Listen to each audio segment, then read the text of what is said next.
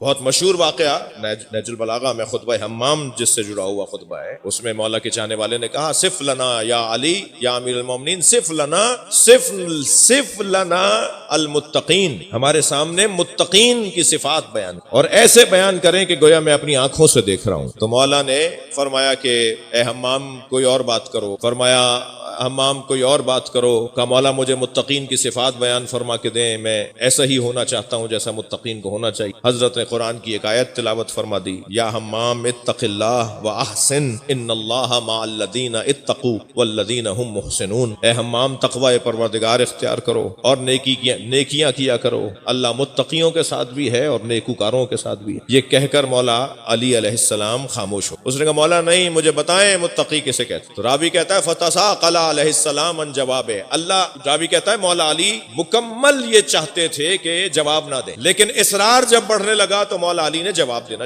110 صفتیں متقین کی بیان فرمائی، 110 صفتیں موجود ہیں، اور وہ صفتیں ردھم کے ساتھ ہیں، قافیوں کے ساتھ، یعنی علی مولا نثر کے لہجے میں نظم بول رہے تھے، ردھم والے الفاظ ہیں۔ 110 صفتیں علی مولا نے بیان فرمائی۔ 110ویں صفت پہ چیخنے کی آواز آئی۔ حضرت نے جو اس جانب دیکھا جہاں سے چیخ کی آواز آئی تھی، تو کیا دیکھا کہ حمام جنہوں نے کہا تھا نا بتائیں، وہ ان کا انتقال ہو گیا، وہ ایک چیخ مار کے دنیا سے چلے۔ مولا ان کے جنازے کے قریب آئے اور حضرت نے فرمایا انی اخافھا علیہ، مجھے اسی بات کا خوف تھا کہ یہ برداشت نہیں کر پائے گا۔ تو اگر مولا وہاں جواب نہیں دے رہے اس روایت میں اور وہ مان لیتے مولا کی بات کو، شاید کوئی یہ سوچتا کہ جواب آتا نہیں تھا، معاذ اللہ۔ نہیں، بعض اوقات جواب نہ دینا عدم علم کی دلیل نہیں ہوتی، مقابل اور مخاطب میں عدم صلاحیت سبب ہوتا ہے کہ جواب نہ دیا جائے، اور ایسا ہوا، یہ واقعہ آپ کے سامنے۔ تو جب حضرت نے فرمایا نا انی اخاف علیہ، مجھے اسی بات کا خوف تھا کہ یہ مر جائے گا، میرا کلام برداشت نہیں کر پائے گا، تو وہاں موجود ایک شخص نے آواز دے کر کہا یا علی ان باتوں کا اثر آپ پر کیوں نہیں ہوتا؟ اچھا، یہ لہجہ بتا رہا ہے کہ علی کا دروازہ دشمنوں کے لیے بھی کھلا ہوتا تھا، علی مولا کی محفل میں کسی کو آنے سے روکا نہیں جاتا تھا، اور اس پر آپ عمل کرتے ہیں۔ امام بارگاہ میں کوئی کھڑا ہو کر پوچھتا نہیں ہے آنے والا سنی ہے یا شیعہ ہے، آنے والا مسلم ہے یا غیر مسلم ہے، یہ حسین کا خیمہ ہے، ہر آنے والے حر کے لیے کھلا ہوا ہے، کوئی کہیں پابندی نہیں ہے ہمارے ہاں۔ یہ اس گھرانے کا ہمیں پیغام ہے۔ کہنے لگا آپ کے خطاب سے ایک بندہ دنیا سے چلا گیا، بندہ ہی مر گیا، آپ نے خطاب کیا، ان باتوں کا اثر آپ پر کیوں نہیں ہوتا؟ اب مولا علی کا جواب سنیے، آپ کے چہروں کی رونق بڑھ جائے گی۔ مولا علی نے ایک مرتبہ بے ساختہ فرمایا تیرے منہ میں شیطان کی زبان بول رہی ہے۔ علی کا فیصلہ یہ ہے جو علی کے خلاف زبان چلے وہ شیطان کی زبان۔ اور پھر فرمایا سن ینحدر عنی السیل ولا یرقى علی الطیر، میں تجھے بتاتا ہوں، کہہ رہا ہے کہ ان باتوں کا اثر، فرماتے ہیں کہ میں معرفت کا سیلاب ہوں، توجہ ہے، فرماتے ہیں میں علم کا سیلاب ہوں، جب علم اور معرفت کا سیلاب بہنے لگتا ہے تو سامنے آنے والے کو نقصان ہوتا ہے، سیلاب کو کوئی نقصان نہیں ہوتا۔ جب میں بہنے لگتا ہوں، میں چلنے لگتا ہوں تو سامنے والوں کو نقصان ہو سکتا ہے۔ ولا یرقى علی الطیر، اور جب میں پرواز کرنے لگتا ہوں، جب میں اڑان بھرتا ہوں تو پھر دنیا کا کوئی پرندہ نہیں ہے جو میرے برابر میں آ کے پرواز کرے۔ مولا کی ذات پہ صلوات دیا کریں، اللہم صل علی، اور بلند صلوات دیا کر دیں۔ وقت آپ کی سماعتوں نے مجھے حاشیے میں کچھ دیر رہنے دیا۔ اصلی مضمون میرا یہ تھا کہ اللہ انہیں سجا کر بھیجتا ہے۔ جوانوں کی تعداد بھی تقریباً برابر کی ہے۔ بزرگوں سے مجھے دعا چاہیے، اہل دقت تشریف فرمائے ہیں، ادیب حضرات یاد تشریف فرمائے ہیں۔ مجھے ایک قول آپ کو ہدیہ کرنے کا دل کر رہا ہے۔ مضمون میں مولا علی فرماتے ہیں، مولا نبی فرماتے ہیں مولا علی سے، یا علی زینک اللہ بالزہد فی الدنیا وحب المساکین، اللہ نے تمہیں دو چیزوں سے سجا کر بھیجا ہے۔ تمہارے اندر جو یہ دو چیزیں ہیں نا، وہ کسی اور میں ہیں ہی نہیں۔ جو حسن، دو چیزوں کا حسن تمہارے اندر ہے، وہ حسن کسی اور میں نہیں ہے۔ زینک اللہ، میں اپنے مضمون پر ہوں، سجا کر بھیجنا، زینت دے کر بھیجنا، سنوار کر بھیجنا اللہ کا کام ہے، اپنے نمائندوں کو سنوار کر بھیجنا۔ فرماتے ہیں زینک اللہ بالزہد فی الدنیا، یا علی تمہیں اللہ نے دنیا میں زاہد بنا کر بھیجا ہے۔ ساری دنیا تمہارے قدموں میں ہے اور تمہیں دنیا سے کوئی مطلب نہیں. دنیا کی ہر نعمت تمہارے اشارے پر رکی ہوئی ہے مگر تمہیں دنیا کی نعمتوں کا کوئی شوق ہی نہیں ہے, تم چاہتے ہی نہیں ہو دنیا کی نعمتوں سے استفادہ کرنا. اللہ اکبر. جی بالزہد فی الدنیا, زاہد دنیا. ایک درویش, ایک فقیر, ایک عارف کے پاس, ایک اللہ کے ولی کے پاس آیا کہ مجھے اپنا شاگرد بنا لیں. بڑی مشکل کے بعد تو انہوں نے شاگرد بنایا. کہا جی پہلا سبق مجھے دے دیں.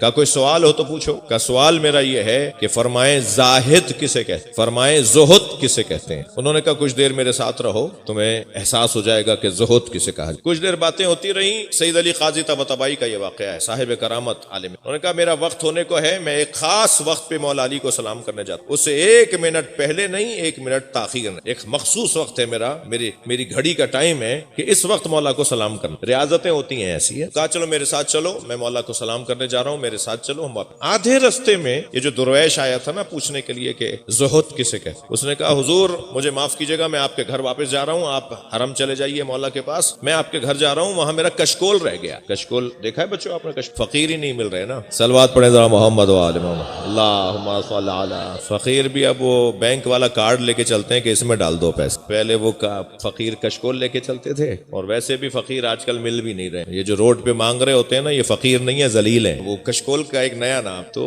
کہنے لگا میرا کشکول وہاں رہ گیا ہے. انہوں نے کہا ہم جائیں گے, مولا کو سلام کریں گے, زیارت کریں گے, پھر واپس آئیں گے, تمہارا کشکول کہیں نہیں جائے گا, وہیں رکھا رہے گا, آ کے لے لینا جب ہم واپس آئے. تو کہہ لینا نہیں حضور میرا اس کے بغیر گزارا نہیں ہے. تو انہوں نے بے ساختہ فرمایا اسی کو دنیا داری کہا جاتا ہے. تم اپنی نعمتوں سے جب چاہو ہاتھ اٹھا لو, اسی کو زہد کہا جاتا ہے. دنیاوی نعمتیں تمہارے پیروں کی زنجیر نہ بنے, دنیاوی صلاحیتیں تمہارے پیروں کی زنجیر نہ بنے, اسے زہد کہا جاتا ہے. اور دنیا تمہیں مجبور کر دے, اسی کو دنیا داری کہا جاتا ہے. گاڑی, بنگلہ, اچھا مکان, اچھی جگہ, اچھے سفری امور, یہ اگر رکاوٹ بن رہے ہیں, یہ ہمارے لیے مشکل میں ہمارے پیروں کی زنجیر بن رہے ہیں, تو یہ ہے دنیا. اور کہا کوئی بات نہیں, ہم اتنے عرصے سے اس گاڑی میں بیٹھ رہے تھے, اب ہم موٹر سائیکل پہ آج بیٹھ, کوئی بات نہیں, آج ہم کسی بس میں سفر لیں گے, کوئی بات نہیں, آج ہم کسی ٹرین. تو اسے کہتے ہیں زہد. جب چاہا دنیا سے ہاتھ اٹھانے میں کوئی تکلیف نہ ہو, یہ ہے زاہد. اب مولا علی کیا فرما رہے ہیں, مولا نبی کیا فرما رہے ہیں, یا علی تمہیں اللہ نے 2 چیزوں سے سجا کر بھیجا ہے.